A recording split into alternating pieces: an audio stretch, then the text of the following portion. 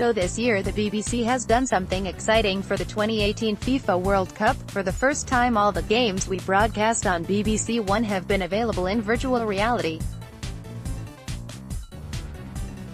For the BBC it's important to innovate and explore new experiences for audiences now and in the future. We saw this as the perfect time and opportunity to test what our audience expects from a virtual reality sport app. There were a number of areas we were keen to learn more about, including audience expectations, device preferences, the amount of time people spend using VR, how popular the platform is and what the demographic of a typical VR user is. To take a look into this we have partnered with FIFA and its official VR suppliers in Lifelike and Sony Interactive Entertainment Europe (SIE) to create stunning immersive environments our users can dive into and watch the action. Partnering with these companies allowed us to learn a lot whilst providing a great new platform for our users, and so far nearly 350,000 people have taken advantage of this opportunity. In this post we are aiming to show the work that has gone into launching this app and what we have learned along the way. 6 months to customize an out-of-the-box solution, easy right?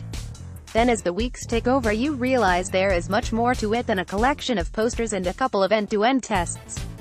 You're now working with more suppliers based in multiple geographical locations.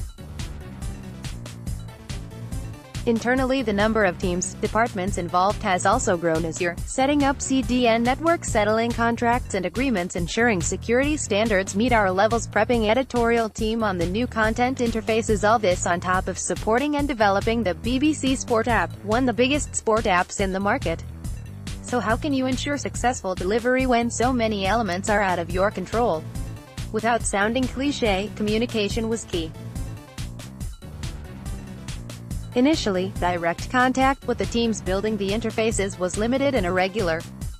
The first obstacle we had to overcome was establishing governance and routines with all parties, fostering transparency and collaboration. Forging a strong direct relationship with the development team was key and helped us gain a better understanding of our role in this project and get closer to the product itself. When equipped with more knowledge, we were able to efficiently customize the environments, promotional elements and, probably the biggest of all our tasks, test the app. It was paramount that before even announcing the apps, that we were 100% confident in the application and the services that feed into it so that it meets the standards our audience expect. Whilst we have a lot of experience testing the BBC Sport app, we do not have much experience testing in VR. Testing a VR app from a third party not only involves looking at the app but also ensuring the mobile and console hardware, cardboards, headsets etc., each display the app correctly to the user and checking the stream and on-demand video quality is acceptable and plays. During this experience many lessons were learned from our testing as the VR app was delivered. We had to base our testing on specifications, unlike working hand-in-hand with the development team like we are used to. After analyzing the spec, we needed some clarification before we were happy to start our testing. We were also given a document with acceptance tests which were based on user journeys that we used for our testing. The end-to-end test sessions lasted for approximately 2 hours and covered testing the stream, branding, video on demand, data and camera angles in the stadium.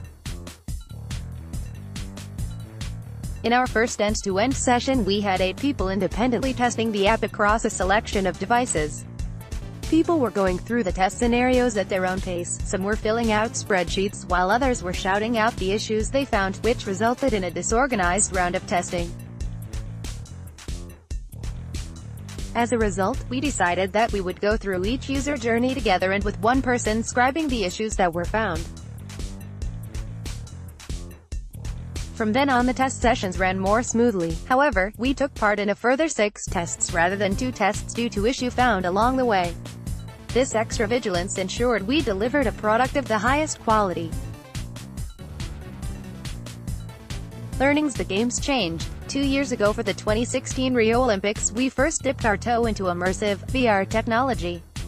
In the 2 years since, not only the headsets but the software environments have improved dramatically. This is also reflected in the usage, with over 4 times more people downloading the World Cup app compared to the Olympic app. The quality of the launch, which is central to the app and how users navigate, is fantastic across all platforms and something our users have picked up on. The camera angles available are great, but there could be more. As the tournament progresses, we have been conducting user testing and monitoring feedback. The users of the app love the multiple camera angles, but some would like even more control. We currently have cameras set up in the stand and behind both goals, but users would like to see this expanded, along with the ability to have more control over the live feed. Same app, different users. The app has been a great success in terms of downloads, and one area we have seen significant growth is in smartphone users. However, these users have the lowest average session time. When looking at users who invested in headsets like the Oculus Go, PlayStation VR and Samsung Gear VR, they spend far more time watching than smartphone users. When thinking about VR in the future, we need to take this into account, e.g. should a smartphone VR experience be based around a second screen or highlights and headset users around live games? Same app, different users. People don't want to be left out, ever. Whilst working with our partners, we supported all devices available to us so we could learn as much as possible. Unfortunately, not every VR device or headset was supported, as this was very much a trial, and the findings taken from this will feed into the decisions we make around device support in the future. What next? At the moment, the experiment continues until the World Cup finishes on July 15th. After that, we will take the learnings from this already successful experiment and factor those into whatever might be next. But we know, there is certainly an appetite for VR and sport to work together. If you haven't had the change to make the most of the World Cup experience yet, you can download the app from the below locations: Android, iOS, Oculus and Samsung Gear VR, PlayStation VR.